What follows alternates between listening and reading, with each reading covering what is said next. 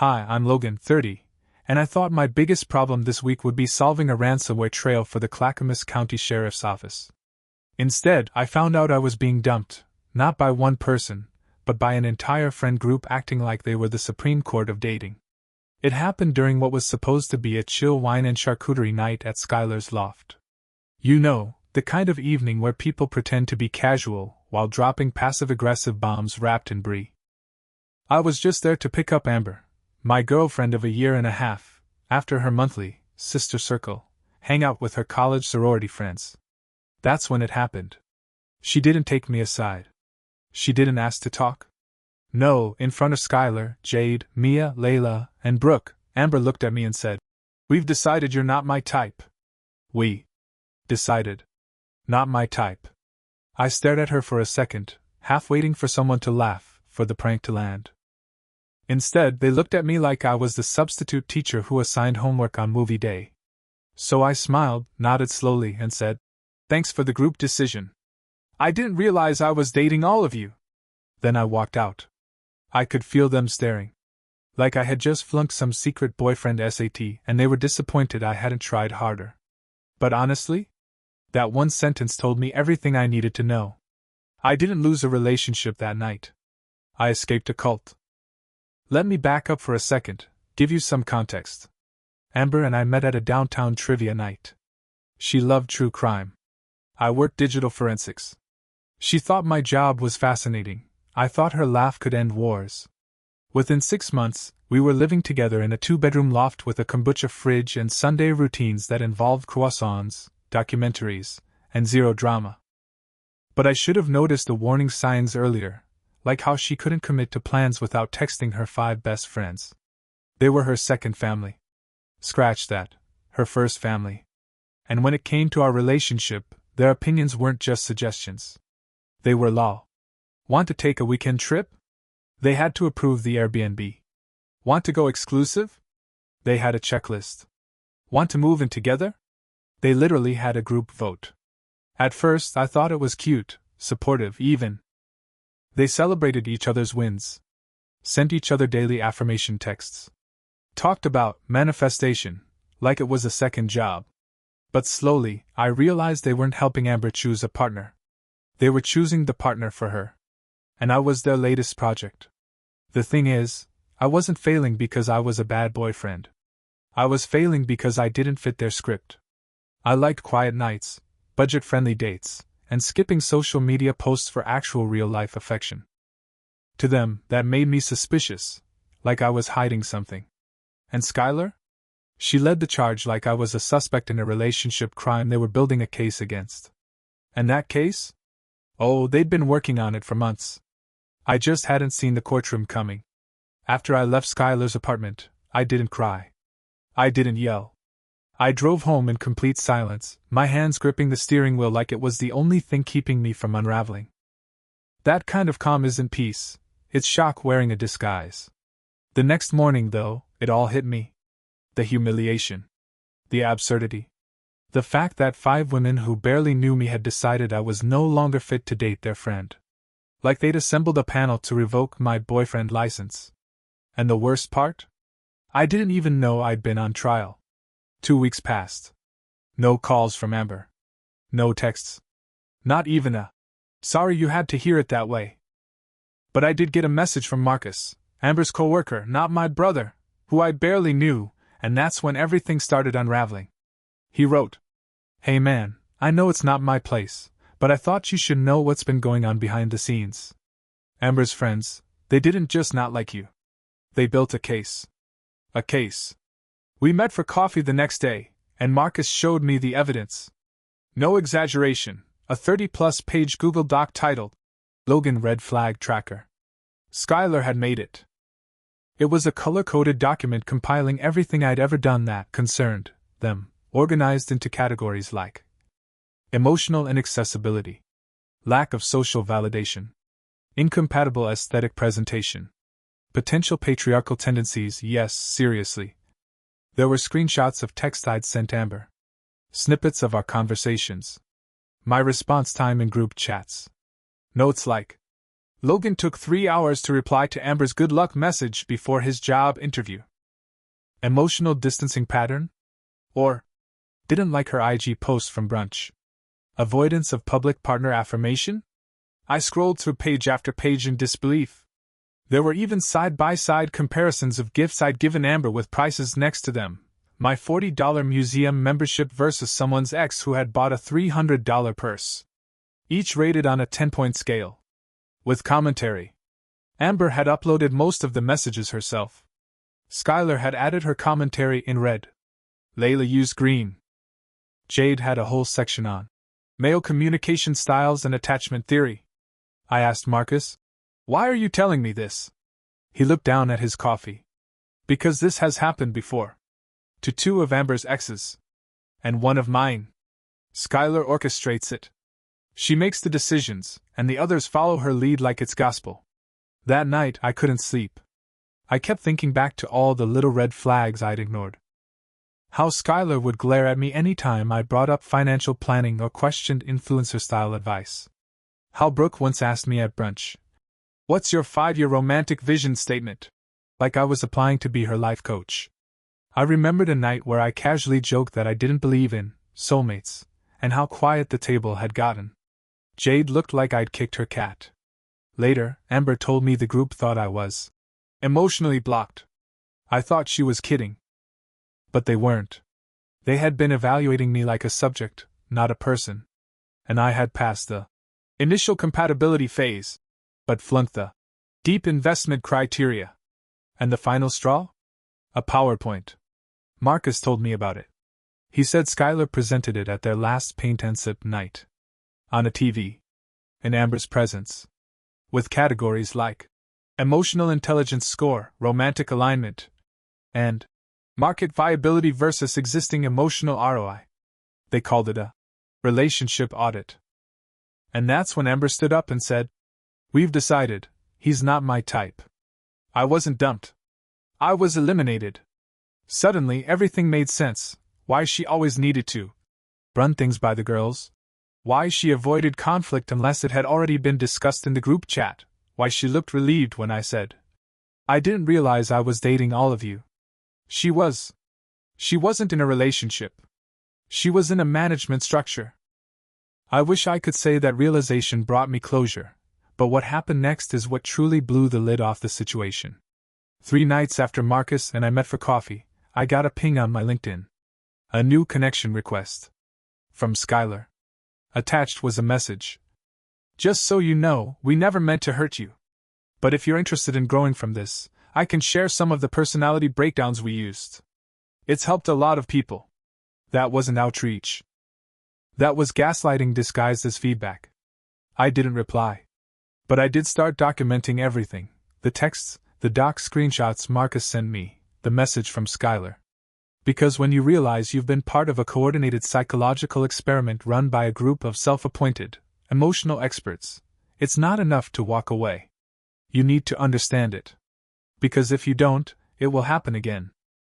2 weeks after Skylar's cold as steel, personal growth message, I thought I was done with all of them. I'd blocked Amber on everything. I'd moved on, or so I told myself. I buried myself in work, stayed late at the lab, drowned in digital evidence and cryptographic logs to avoid the emotional forensics I knew I'd eventually have to perform on my own heart. But then something unexpected happened. Amber came back. It started with a voice message on Signal. I hadn't blocked her there because I didn't even remember we'd used it during a trip once when her phone was glitchy. The voice message was barely a whisper, one of those late-at-night recordings where you can hear the desperation behind every pause. "Logan, please listen. I messed up." Skylar lied. "I don't know how else to say it. Please. I need to talk to you. Not the group. Not anyone else. Just you." I almost deleted it. I should have deleted it. But part of me, the part still carrying the ghost of our first night cooking together, the soft way she traced circles on my shoulder as we fell asleep, that part pressed play. And what she told me next shattered everything I thought I knew about the breakup. Amber had found something. Something called Operation Amber. A hidden group chat between Skylar, Jade, and Brooke. She stumbled across it accidentally while using Skylar's iPad to airdrop a photo during brunch. The messages she saw weren't just unkind, they were surgical. Cold. Strategic. Skylar had been orchestrating her romantic life from the very beginning. There were lists of tactics. Push Logan to confront his emotional unavailability. Create small public conflicts to observe his apology style. Withhold praise after dates. Check for resentment levels. Undermine his financial confidence subtly. Why don't you ask the girls for budget advice? Encourage public affection. Test resistance. Skylar had laid it all out like a campaign, and Amber? She had followed it. Not blindly. Not unwillingly. But passively. Like a soldier who didn't realize the war she was fighting wasn't about her. But the worst part? It wasn't just me. Amber found similar operations. For Layla's boyfriend, Mia's ex, even Skylar's own fiancé, who mysteriously called off the engagement 6 months before I met Amber. The whole group had been subjected to Skylar's schemes, like she was running a secret psychological lab using her friends as test participants, all while maintaining the mask of protector and mentor. Amber was wrecked. Her message said, "I thought she was helping me. I thought she was protecting me from making a mistake. But she wasn't. She was controlling everything. Even me." And I could hear the guilt in her voice. But guilt doesn't erase impact. The next message was longer. She told me how after I walked out that night, the group was shaken, not because I was gone, but because I didn't give them the reaction they wanted. I didn't cry. I didn't beg. I didn't perform grief. They expected a scene. What they got was a mirror. And apparently, that mirror broke something inside Amber. She started therapy. She said that during a session, her therapist asked a simple question. "Who are you when no one's watching?" And she didn't have an answer. Amber admitted she didn't even realize how deeply she'd internalized their approval until it was gone. How Skylar's voice had replaced her own inner monologue. How even her Spotify playlists had changed based on what the group thought was emotionally evolved. I didn't respond to her messages. But I listened to them. All 12. Each one more raw than the last. She told me about how Skylar had slowly pushed everyone in the group into emotionally dependent roles. How any dissent was framed as resistance to healing. How Layla once cried after a breakup and Skylar graded her grief, said she wasn't modeling empowered detachment. It wasn't a friend group. It was a cult with matching Pinterest boards. The final message from Amber broke me a little. I thought I was choosing maturity. But really, I was choosing consensus. And I lost myself in the process. I don't want to get back together. That's not what this is. I just needed to tell you that I see it now. Everything. And I'm sorry. And for the first time in weeks, I cried. Not for the relationship. Not for the betrayal.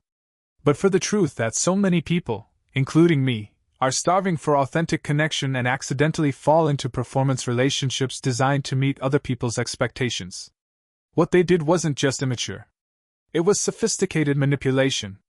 Manufactured character assassination. A weaponized form of groupthink wrapped in healing language. And the more I listened, the more I realized. Skylar wasn't just toxic. She was dangerous. 3 weeks after Amber's voice messages, I got the follow-up I never expected. Amber found Skylar's master plan. Not just her messages. Not just the red flag tracker. But an entire digital archive labeled Emotional Influence Case Files. It was stored on Skylar's Google Drive, accidentally left open on a shared browser tab when Amber used her laptop to help fix a presentation crash before a client meeting. 1 folder. 6 subfolders. Dozens of documents with titles like Romantic Intervention Scripts, Male Attachment Typologies V2, Strategic Breakup Models, Layla, Jade, Amber, Post-Separation Influence Tactics, Partner Behavior Manipulation Journal. It read like the back end of a psychological warfare campaign. Amber told me the files spanned 3 years, documenting every major relationship inside their friend group, breakups, suspicions, loyalty tests, all orchestrated by Skylar. She wasn't just the unofficial leader. She was the architect of their romantic lives. Every breakup had a plan, a stated objective, a manipulation timeline. Skylar even tracked emotional influence percentages. How emotionally compliant each friend was by month. She had charts. Charts, Logan. Bar graphs measuring influence consistency. And under each relationship tab? Names, photos, timestamps, and a rating system. Compatibility, 1 to 10. Emotional resistance, low/medium/high. Conversion potential, yes/conditional/no. Rebound outcome predicted, in months. Amber's file had my name in bold.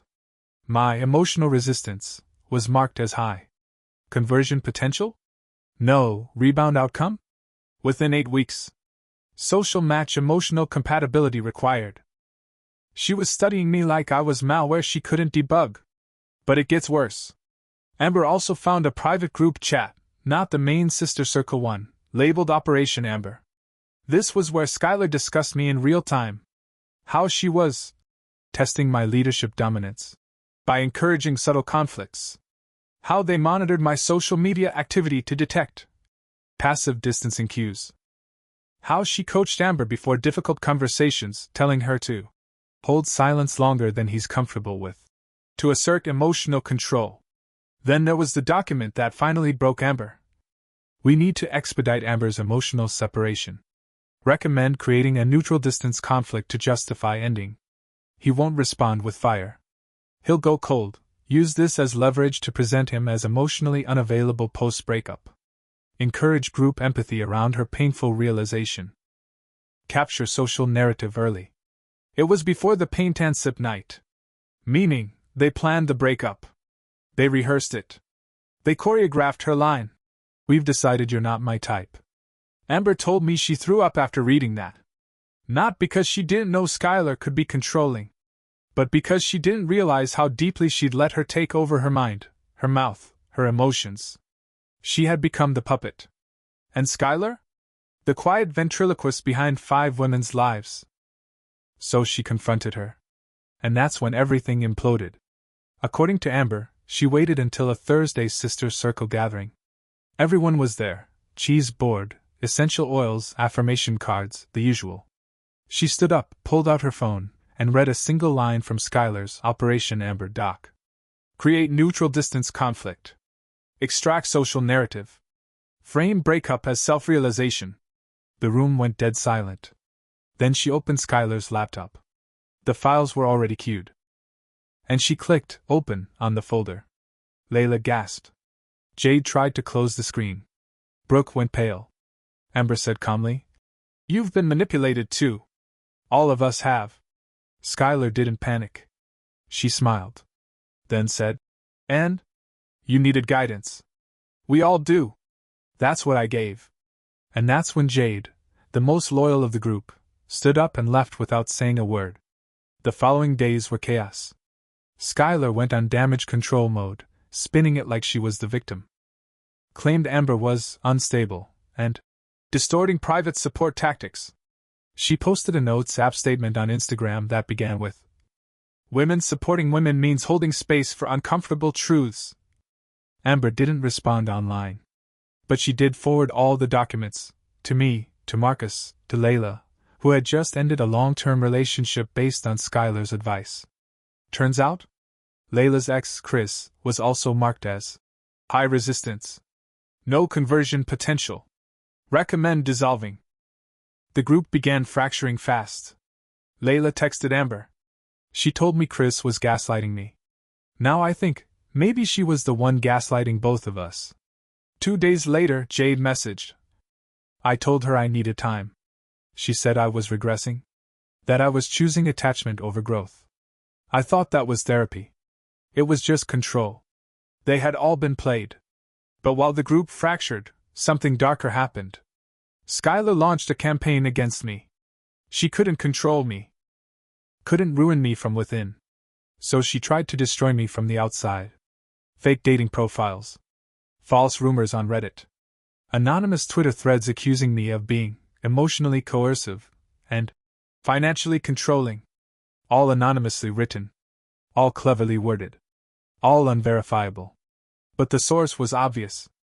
Amber confirmed it. Skylar had created a burner account 6 months prior, originally meant to monitor her ex-fiancé, and now she was using it to coordinate online attacks against me. But here's the thing about being a digital forensics investigator. I can trace anything. I don't chase drama, but I do chase data. And if Skylar thought she could orchestrate a smear campaign against a digital forensics investigator without leaving a trail, then she didn't know who she was dealing with. It started small. A few weird Reddit posts under usernames like Healing in Portland and Woken Path Queen. The language was eerily familiar. Beware of emotionally avoidant men in glasses who hide behind logic. Digital careers attract narcissists. Don't confuse competence with character.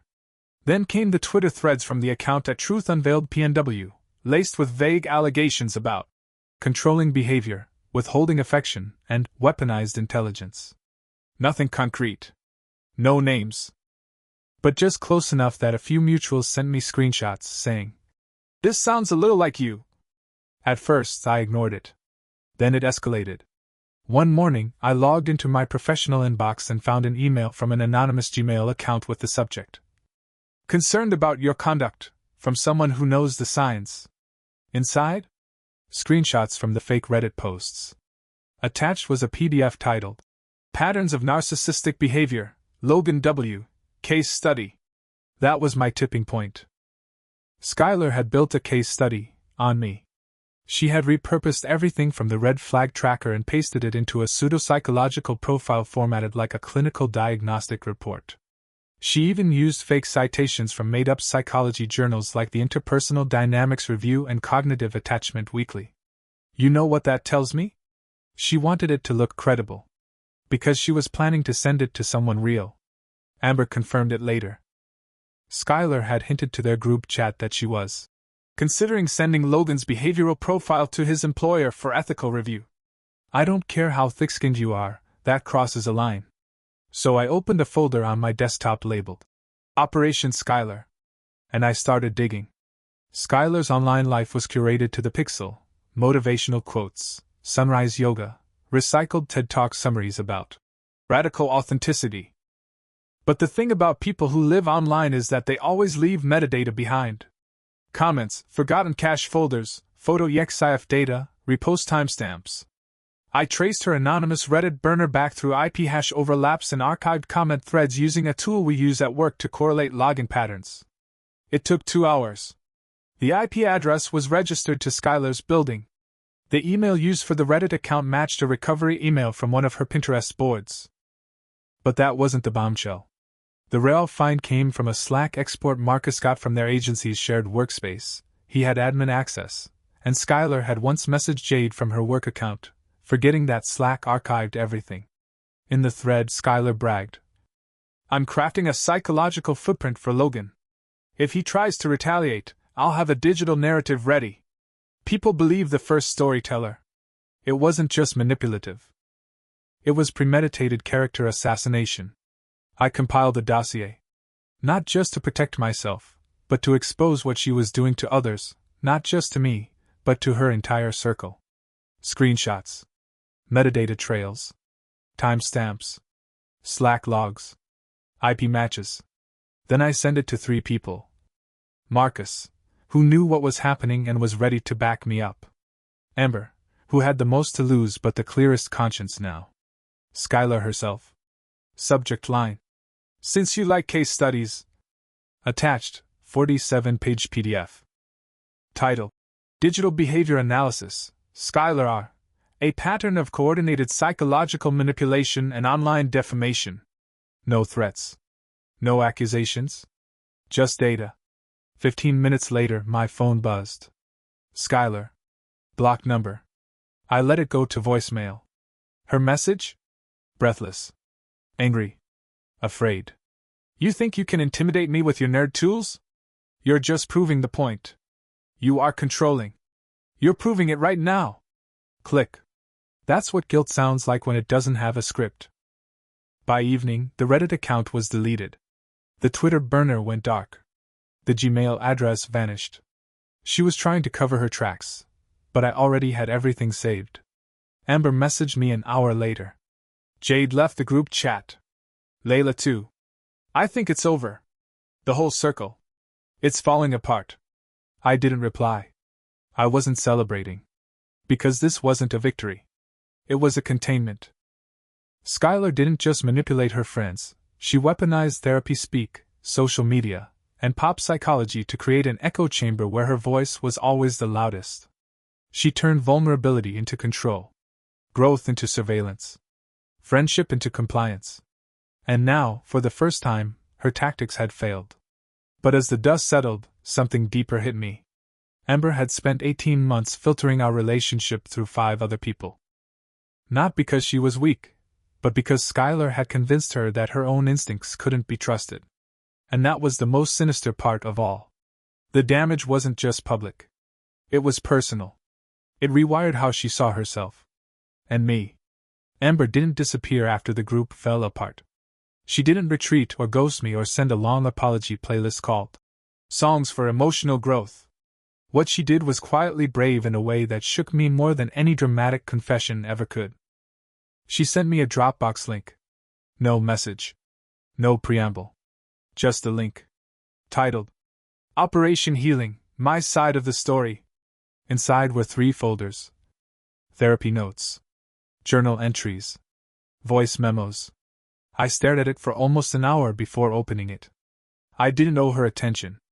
But curiosity is a cruel muscle. Once you twitch it, it doesn't let go. Inside the therapy notes, I saw scanned pages. Amber had been seeing a trauma-informed psychologist for 6 weeks. The notes weren't clinical. They were personal. Typed recaps from sessions where she unpacked everything she had allowed Skylar to embed in her psyche. She'd highlighted phrases from her therapist like, "You've been conditioned to outsource your reality. Codependency cloaked in support is still control." And the one that gutted me. "You keep asking what Logan would have done differently. But the real question is, why didn't you believe your own experience of him?" In the journal entries folder, I found her reflections on our relationship, unfiltered, raw, sometimes uncomfortably honest. She wrote about our first real fight. How Skylar had convinced her that my request for space was avoidance behavior. How she'd framed it to the group like I was stonewalling, when in reality, I was trying not to say something I'd regret. She admitted that on our first anniversary, she hadn't wanted to go to that rooftop dinner. She would have been happier with Thai takeout and a horror movie, but Skylar said, "He needs to learn how to show up. A man's love is measured in effort, not convenience." And so she went, played the part, smiled through the 3-course meal she didn't want, and then cried in the bathroom because it didn't feel like us. But she told me it was perfect. Because group approval, personal authenticity. In one entry she wrote, "Sometimes I wonder if I loved Logan, or if I loved how it looked to love someone like Logan. Educated, kind, patient. But the group didn't see the patience. They saw passivity. They didn't see his warmth. They saw detachment. I let them redefine him for me. But the voice memos, those hit different. There were 6. Each one recorded during her walks home from therapy. Street noise, crosswalk signals, her breath hitching as she whispered thoughts into her phone like she couldn't trust herself to remember them later. In one, she said, "I asked Skylar why she hated Logan. She said it wasn't hate. It was clarity. She said men like him pretend to be allies but avoid emotional labor. But Logan never made me do emotional labor. I chose it. I offered it. It felt good. It felt balanced. She told me that was self-abandonment. But maybe she just didn't know what a healthy relationship looked like." In another, "Today I remembered the night we danced in the kitchen to no music. Just rhythm. And I thought, this is what it means to be chosen. No audience. No validation. Just choosing each other in silence. And I gave that up. For what? A round of applause from women who were waiting for me to fail. I sat on my living room floor for over an hour. Not crying. Just processing. Because that's what healing really is, not a grand apology or a clean arc. It's messy honesty in the aftermath of clarity. It's realizing someone else's voice had been living in your head for so long, you forgot your own had weight. Amber's message was clear. She wasn't asking for me back. She was taking herself back.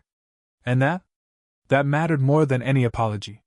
But even as she broke free, the ripple effects of Skylar's control continued to unfold. Layla's boyfriend, the one Skylar helped her leave, contacted Amber. Turns out, Layla had been writing him letters too. Similar arc, similar regrets. And then Jade reached out. She admitted something Amber hadn't known. Skylar had been taking notes during therapy, but not just her own. She'd convinced several of them to share their session recaps, so they could grow together. In reality, she was compiling a dossier on every friend's emotional blind spots. She used their trauma like ammo. Jade had seen her do it firsthand. When Layla resisted breaking up with Chris, Skylar pulled out Layla's past journals, notes from her therapy sessions about fear of abandonment, and said, "He's triggering your abandonment wound.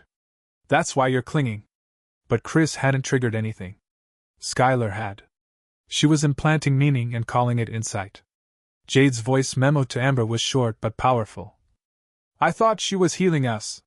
Turns out, she was hunting our weak spots." That line stuck with me. Because that's exactly what Skylar had done with me.